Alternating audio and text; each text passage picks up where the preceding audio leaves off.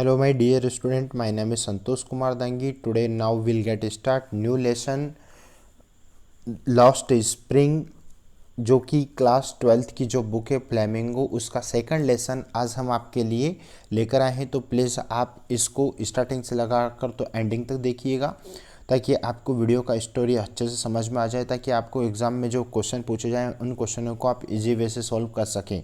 और प्लीज़ यदि आप चैनल पर नए हैं तो चैनल को सब्सक्राइब करना ना भूलें। तो आइए देखते हैं, हम सबसे पहले हम राइटर के बारे में जानेंगे। पहले तो देखेंगे कि हम लॉस्ट स्प्रिंग, वैसे लॉस्ट स्प्रिंग मीन्स होता क्या है। तो लॉस्ट स्प्रिंग मीन्स होता है खोया हुआ बसंत, स्टोरीज ऑफ स्टोलन चाइल्डहुड, जिसमें बचपन की चुराए हुए बचपन की कहानियाँ इसमें एक्सप्लेन की गई है। तो अबाउट द आथर हम जानेंगे लेखक के बारे में पहले।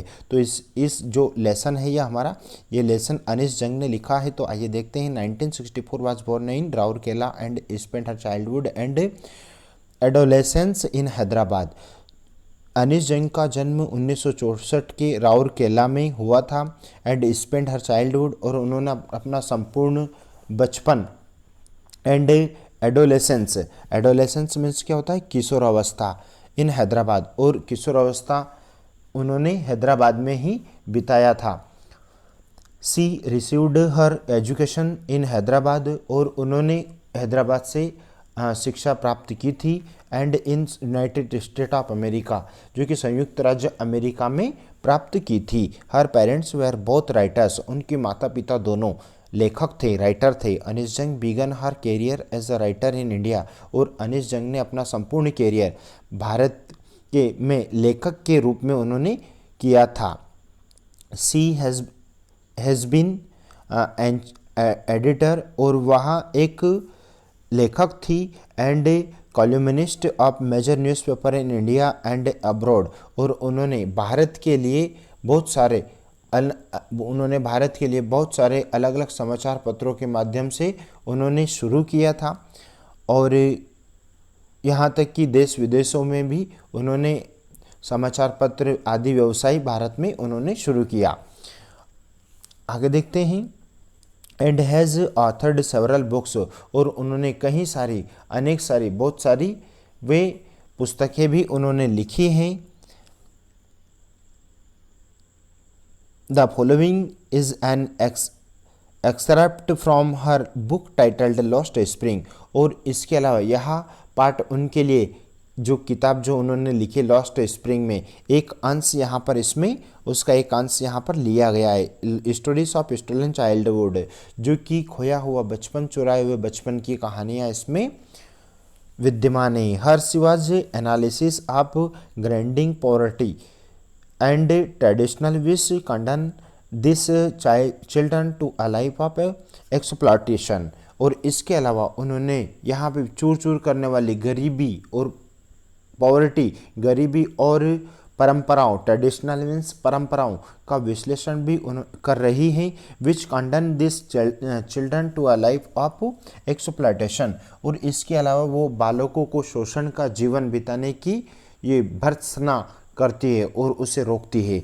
आइए देखते हैं हम लेसन की starting. Sometimes I found a रूपी इन द गार्बेज, कभी कभी मुझे कूड़े कचरे से एक रुपया पा लेता हूँ। अब यहाँ पर गार्बेज मीन्स क्या होता है, कूड़ा कचरा। तो why do you do this, तुम यह कार्य क्यों करते हो। आई आस्क साहब, मैं साहब से पूछती हूँ। whom, जो आई एनकाउंटर एवरी मॉर्निंग, जो मुझे प्रत्येक सुबह से ही मुझे एनकाउंटर करते। एनकाउंटर करना मीन्स समथिंग, एनकाउंटर का प्रोनाउंसिएशन हर कम्स अक्रॉस, यानी कि सामना होता है, ठीक है। तो scorching for gold in garbage dumps of my neighbourhood, और इसके अलावा पड़ोस में कूड़े कचरे के ढेर से सोना पाने के लिए आता है। साहब left his home long ago, और साहब ने बहुत समय पूर्व अपना घर छोड़ दिया था। Set amidst the green fields of Dhaka, जो कि ढाका के हरे हरे खेतों में स्थित है। His home is not even a distant memory, और उसके घर की अब यहाँ तक कि उसे दूर भी याद नहीं है। और वो जितने सारे घर की बिल्कुल दूर कि वो कितना दूर है कितना नहीं, ये बिल्कुल भी उन्हें याद नहीं है। There were many storms that swept away there fields and homes. कहीं तूफान, स्टॉर्म्स मीन्स तूफान, कहीं तूफान आए जिन्होंने अपने खेतों और घरों के बहाव को में खो दिया था। हिज मदर टेल्स हिम, और उनकी माँ उन्हें बताती है कि दैट्स वाई दे लेफ्ट, इस कारण उन्होंने अपनी जगह छोड़ दी थी। Looking for gold in the big city where he now lives, अब वो एक बड़े से शहर में जहाँ वह रहता है सोना खोजने आ गए थे। आगे देखते हैं, मुझे I have nothing else to do, मुझे करने को कुछ नहीं है, मेरे पास करने के लिए कुछ नहीं। ही मम्मर्ड, वह अपने आप में बुदबुदाए और वे बड़बड़ाते रहें, वे बोलते रहे। Looking away, go to school, school जाओ। आई से ग्लैबली, ग्लैबली मीन्स पटुता से कहते, यानी पटुता के साथ में कहती हूँ कि realising immediately how hollow the advice must sound, तत्काल यह जानते हुए कि मेरी आवाज़ कितनी खोखली है, कितनी खराब है। There is no school in my neighbourhood, मेरे पड़ोस में कोई भी स्कूल नहीं है। व्हेन दे बिल्ड वन, जब वे बना देंगे, आई विल गो, मैं जाऊंगा। आगे देखते हैं, इफ यदि आई स्टार्ट एट स्कूल, अगर मैं एक स्कूल शुरू करूं तो विल यू कम, तो तुम आओगे। आई आस्क, मैंने पूछा। हाफ जोकिंग, थोड़ा सा मजाक करते हुए कहा। यस, हाँ। ही सेस, उसने कहा। स्माइलिंग ब्रॉडली, और थोड़ा सा चौड़ी सी, वह चौड़ी मुस्कान से कहता है, यानी कि थोड़ी लंबी सी मुस्कान से वो कहता। ए फ्यू डेज लेटर, और कुछ समय के बाद में, या कुछ समय के अंतराल के बाद में, कुछ दिनों के बाद में, I see him running up to me, मैंने उसे अपनी ओर दौड़कर आते हुए देखा। इज योर स्कूल रेडी, क्या आपका स्कूल तैयार है। It takes longer to build a school, एक स्कूल को बनाने में बहुत वक्त लगता है। आई से, मैंने कहा। Embarrassed at having made a promise that was not meant, अपने वचन पर कोई भी अर्थ नहीं रखता।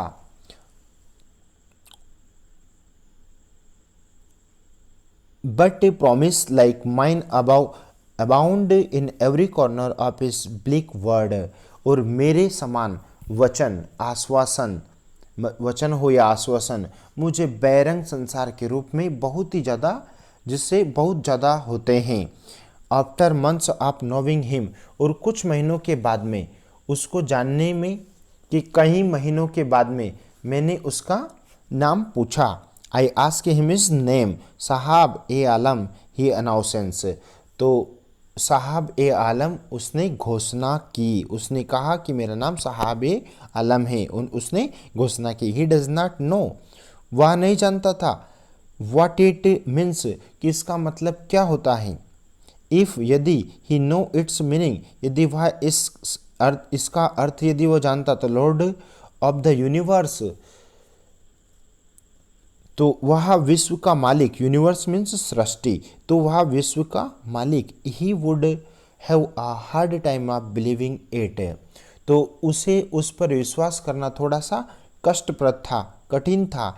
Unaware of what his name represents, तो इस बात से अनजान कि वह नाम किसका प्रतिनिधित्व करता है, वो किसको याद करता है। He roams the streets with his friends, वह अपने दोस्तों के साथ शहर की सड़कों पर भटकता है। स्ट्रीट्स मीन्स गलियां या सड़कें।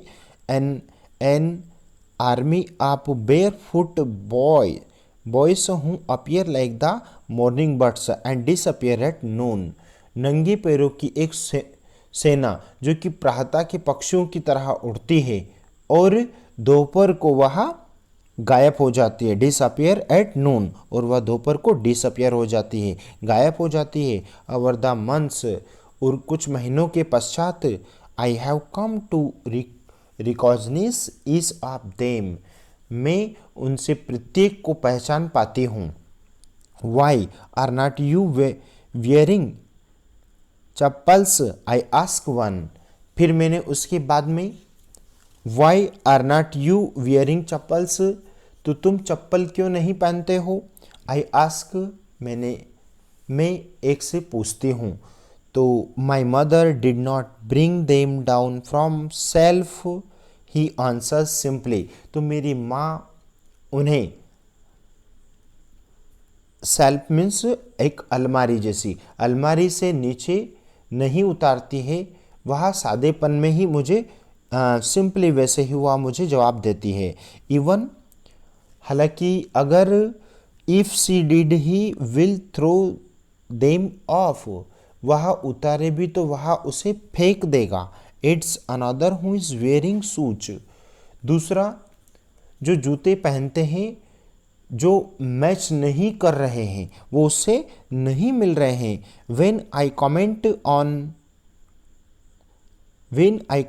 ऑन इट, और उसके बाद में थोड़ा सा जोड़ते हुए, या जब इसके बारे में थोड़ी सी कमेंट, यानी कि जब मैं इस पर टिप्पणी करती हूँ या थोड़ी सी कमेंट करती हूँ, तो he shuffles his feet and says nothing, तो वह अपने पैर को थोड़ा सा सफल्स करना मीन्स रगड़ता है, एंड सेज नथिंग, और कुछ नहीं कहता है। आई वॉन्ट शूज, मुझे जूते चाहिए। तो सेज कहती है, a third boy who has never owned a pair all of his life, एक तीसरा लड़का बोलता है जिसने अपने पूरे जीवन में कभी भी एक भी जोड़ी जूते चप्पल नहीं पहने हैं।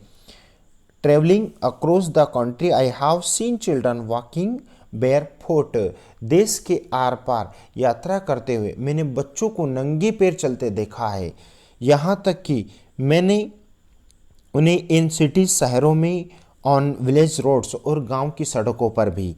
It is not lack of money, और किंतु यह धन का अभाव नहीं है कि, but a tradition to stay barefoot, कि नंगे पैर से चलना एक परंपरा है, एक ट्रेडिशंस है, एक परंपरा है।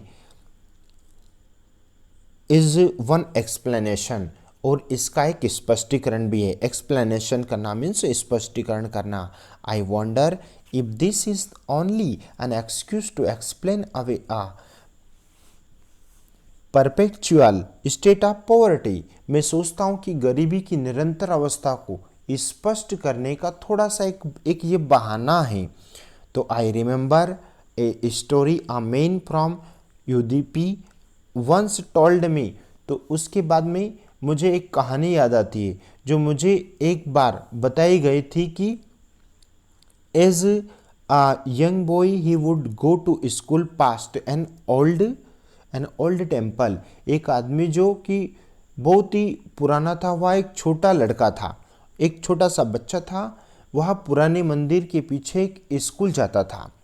Where his father was a priest, और जहाँ पर उसके पिताजी पूजा करते थे, उसके पिताजी उस मंदिर में पुजारी थे, प्रिस्ट थे, प्रिस्ट मीन्स पुजारी। He would stop briefly at the temple and pray for a pair of shoes, और वहाँ मंदिर में थोड़े समय के लिए रुकता है और एक जोड़ी जूते के लिए प्रार्थना करता है। 30 years लेटर, और 3 वर्षों के बाद में I visited his town and the temple, जब मैं 3 वर्षों के बाद में मैंने इस नगर व मंदिर की सैर की, जब मैं उस मंदिर में गया, तो which was now drowned in an air of desolations, जब मंदिर के पास गया तो अब मुझे वहाँ पर वीरानी से मैं बिल्कुल डूब गया था। अब इन द बैकयार्ड, और पीछे की जो बैकयार्ड था यानी कि पीछे का जो बातें थी या पीछे की जो हिस्सा था, where lived the new priest, जहाँ पर एक नया पुजारी रहता था। There were red and white plastic chairs, जो कि उस वहाँ उसके ऊपर उसमें लाल व सफ़ेद कलर की प्लास्टिक की कुर्सियाँ थी। अ young boy dressed in a grey uniform, और वह एक जो बालक था, वह युवा बालक एक शाही रंग यानी कि ब्लू कलर शाही रंग की एक गणवेश में पहना हुआ था।